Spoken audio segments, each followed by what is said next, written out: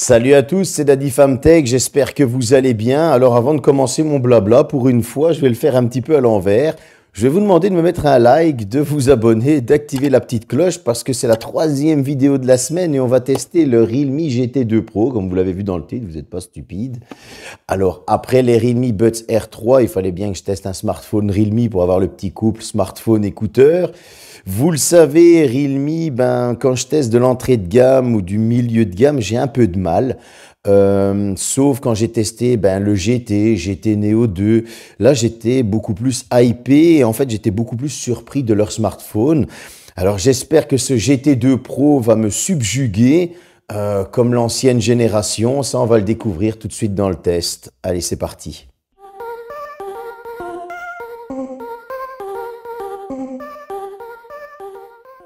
Parlons tout d'abord du design, comme on fait toujours. Alors, on est sur un revêtement mat à l'arrière qui ne prend pas les traces de doigts. Ça glisse assez bien dans les mains, mais par contre, c'est très agréable au toucher. Les qualités de finition sont exemplaires. Il n'y a rien à dire.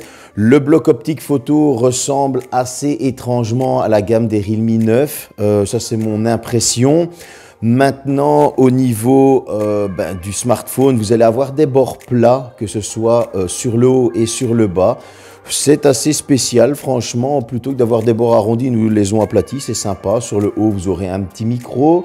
Sur la tranche gauche, vous allez avoir le bouton du volume. Sur la tranche droite, le bouton d'extinction allumage. Sur le bas, vous allez avoir le tiroir de carte SIM. Vous allez avoir l'USB type C, le micro et un haut-parleur, sachant que le deuxième haut-parleur est sur la tranche, enfin sur le bord du haut de l'écran. Voilà, ils ont essayé de faire un petit mix, de faire leur petit mélange à eux. Ça passe assez bien, il tient très bien en main. Personnellement, j'ai assez aimé ce téléphone. Pour moi, ce sera un 8 sur 10, en tout cas niveau design. Il ne va pas révolutionner le genre, mais en tout cas, franchement, il est dans une très bonne lignée. Et comme j'ai dit, les qualités de finition, les matériaux employés, rien à dire, 8 sur 10. Concernant l'écran, c'est du OLED, une dalle de 6,67 pouces, un taux adaptatif parce que c'est de l'LTPO2, donc il va pouvoir avoir une fréquence jusqu'à 120 Hz pour le scroll plus rapide, la fluidité, etc. C'est les specs assez connus, vous savez, de l'HDR10+, une caméra poinçon placée en haut à gauche, un lecteur d'empreintes sous écran qui est hyper réactif. Franchement, c'est juste du pur bonheur ce lecteur d'empreintes, j'ai adoré. Utiliser l'écran au quotidien, c'est juste du pur bonheur. J'ai pas ressenti vraiment de lag ou de saccade au niveau de l'écran, ni une surchauffe. De l'LTPO2 en plus, c'est pour l'économie d'énergie, de l'OLED, vous le savez. Voilà, je ne vais pas vous refaire toutes les specs comme je fais toujours pour la simple et bonne raison, il suit la tendance au niveau de l'écran. Eh bien, moi, j'ai trouvé que luminosité, on était bon, colorimétrie, on était bon, taux de rafraîchissement, on était bon, c'est du WQHD+, et cette résolution, eh bien, elle fait super plaisir. Moi, je mets tout à fond, 120 Hz, la résolution WQHD+, pourquoi? Parce que s'il y a ces options, il faut en profiter pour son petit confort. Après tout, on met de l'argent. Eh bien, moi, j'ai adoré cet écran et encore une fois, vous allez le voir, mais j'ai envie de lui mettre un petit 10 sur 10 parce que je n'ai pas trouvé de défaut vraiment à cette dalle. Realme a juste mis le top encore une fois. Concernant ce dernier, on est sur une continuité un peu comme l'écran. On va avoir le deuxième haut-parleur sur le bord de justement ce dernier. Et le premier haut-parleur sera sur la tranche du bas du smartphone. Le son est assez bon, assez équilibré, il est immersif lorsqu'on regarde une vidéo ou qu'on joue à un jeu vidéo. Donc, on va dire que ce GT2 Pro, jusque-là, sur les 3 premiers points, c'est un sans faute. Maintenant, au niveau des autres specs, on va retrouver du Wi-Fi 6, du Bluetooth 5.2, de la NFC. Il est assez complet. Realme 3.0 avec de l'Android 12 qui lui est personnalisable, vous le savez. Parlons un petit peu des specs. Concernant ces derniers, on est dans la continuité du moment. Vous le savez, je ne vais plus vous faire un cinéma, mais Qualcomm 8 Gen 1, Adreno 730. Jusque-là, on est dans le top qui se fait en ce moment. Ensuite, on va retrouver 8 ou 12 Go de RAM LPDDR5. Encore une fois, on est dans le top. Cette version-ci est la version 12 Go. On va retrouver de l'UFS 3.1 pour le stockage, 128, 256 Go et 512 Go de stockage.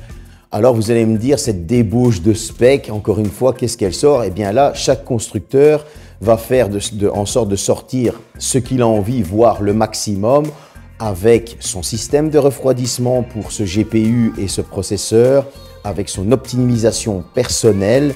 Et on va voir tout de suite qu'est-ce qu'a donné ce smartphone au Geekbench. Au Geekbench, il m'a affiché un score de 1262 au simple cœur et un score de 3594 au multicœur. J'ai envie de dire que je m'attendais un petit peu à plus. Comme vous le savez, j'ai déjà testé pas mal de 8 Gen 1 et le Motorola H30 Pro m'a sorti du lourd d'entrée. Donc du coup, je m'attendais quand même à quelque chose d'un peu plus violent. C'est mon avis personnel. Donc je me suis dit, on va voir ce qui sort à l'Antutu. Et là, à l'Antutu Bench, il m'a sorti un score de 981 416. Je m'attendais à dépasser le million. On n'en est pas loin, mais encore une fois, voilà, quand je pense que, par exemple, le Motorola H30 Pro m'a sorti un score qui était de 940 000, si je me souviens bien, on n'en est pas très loin, c'est pas 40 000 points qui vont faire la différence. Bon, encore une fois, 981 000, vous êtes parti pour un petit temps d'utilisation. C'est pas le smartphone qui va être, on va dire, inutile dans un an. Ça, c'est un smartphone que vous allez pouvoir utiliser 2 ans facilement, voire 3 ans, voire même un peu plus. Parce qu'avec des scores pareils, il faut bien vous dire que vous allez pouvoir l'utiliser longtemps. C'est pas le truc qui va ramer dans un an, soyons honnêtes. Mais voilà, concernant Realme et ce GT2 Pro, je m'attendais quand même à sortir vraiment un Antutu de dingue. Eh bien non, il est quand même dans la continuité des autres, mais ça lui vaut quand même un 10 sur 10, soyons honnêtes. Pourquoi? C'est jusque maintenant le smartphone le plus puissant, en tout cas au Geekbench et en Antutu Bench, que j'ai eu dans les mains. Et il m'a sorti des choses en jeu vidéo qui franchement sont très plaisantes, il faut l'avouer. Comme vous le savez, qui dit gros smartphone dit 4 jeux. Pour ce qui est d'Asphalt 9, rien à dire, honnêtement, c'est juste parfait. Couleur, fluidité, rapidité, aucun lag, les éclats de voiture, tout a été très vite, tout va très vite, c'est juste du bonheur. Tout de suite, j'ai switché sur du Genshin Impact. Et là, aussi, on est dans le pur bonheur. Graphiquement, pas de lag, fluide, on peut aller dans les menus, revenir, sortir du jeu, rentrer dans le jeu. Pas une fois, j'ai eu un souci de ralentissement ou de bug graphique. Ce smartphone a fait vraiment un travail de dingue. Je suis parti sur Call of Duty. J'avais un petit peu perdu la main, je me suis fait plomber 2 fois quand même sur une partie. Mais en tout cas, là encore une fois, graphisme au maximum, fluidité au maximum. Ça bouge, ça va dans tous les sens, c'est beau, rien à dire. Pour celui qui veut un bon smartphone pour le gaming, ce smartphone fait clairement le travail. Moi en tout cas, j'ai adoré jouer sur Call of Duty Mobile. Voilà, honnêtement, j'ai pas trouvé quelque chose à redire au niveau du jeu vidéo sur Call of Duty Mobile. Du coup, vous le savez bien, on part sur Fortnite, le plus gourmand. Et j'ai fait quelques sessions de jeu que j'ai vraiment continué pour dire de... Allez, j'en fais pas une, j'en fais 2, 3, 4 pour voir comment ça bouffe la batterie, comment le téléphone va réagir. Et là, j'ai été très étonné.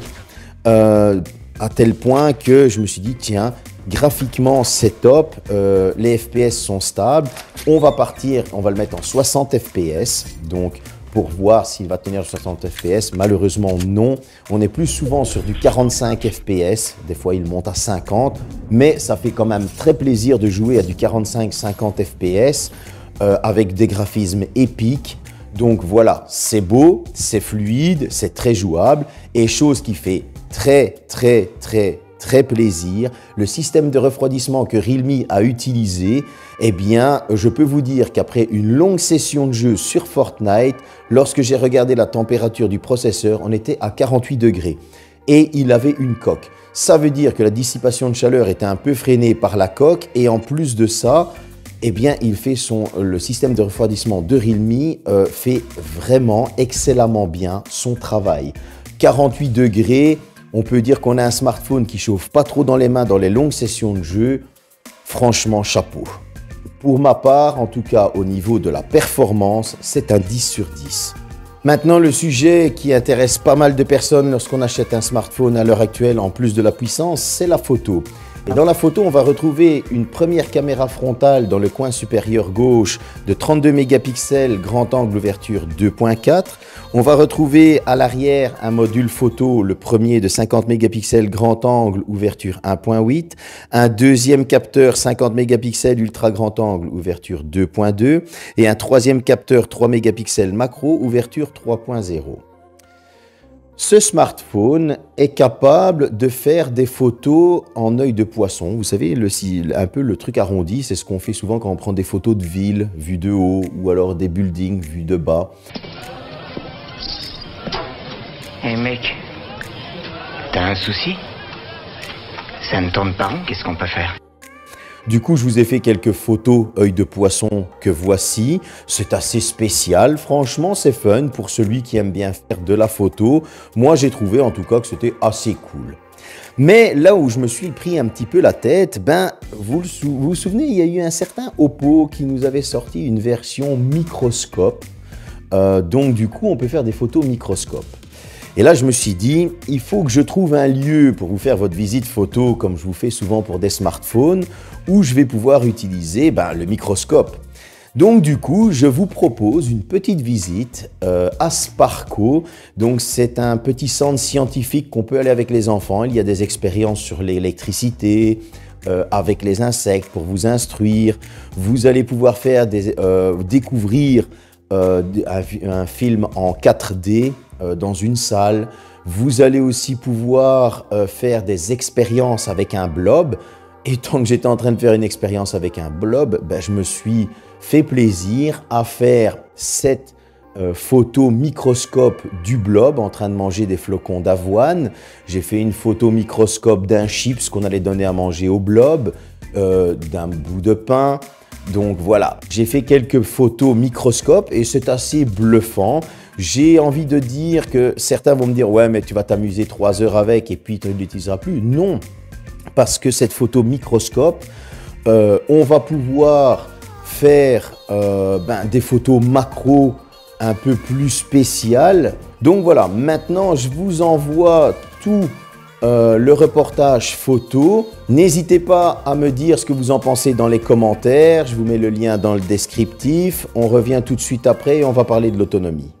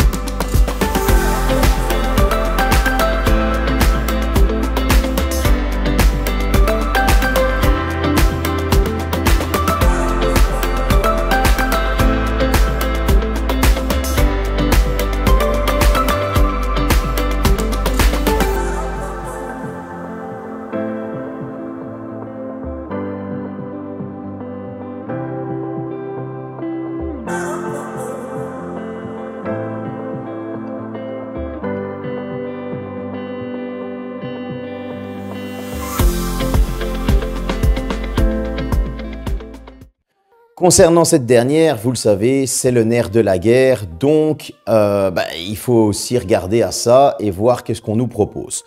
Il faut savoir que, comme je vous ai dit en début de vidéo, j'active tout. La résolution, le 120 Hz, il n'y a vraiment que le mode sombre que moi je mets. Pourquoi? Parce que je trouve ça beaucoup plus agréable lorsque j'utilise mon smartphone. Sinon, pour le reste, tout est activé et à fond.